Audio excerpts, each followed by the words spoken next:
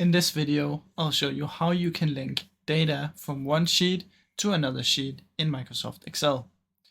Now first, what you want to do is you want to have your two sheets. I have a sheet right here and I have another one right here. Now then what you want to do is you want to find where you want to do it. So let's say I want to find the last name for Michael. Let's say his last name is Williamson. What I will do is I will select the field right here, type in equals, head over to the other sheet, hold down Control or Command if you're on a MacBook, and press on the last name or the column that you want it to be. For me, it's the cell. So it will look like this. Then what you want to do is simply press Enter. And as you can see, it has now been transferred over here. Let's say I want to do the same with Robert.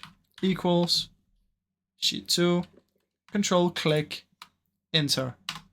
And it will now come over here. So that's basically how you can do it in Excel, guys. It's super simple and it's super easy. So I really hope you enjoyed this video.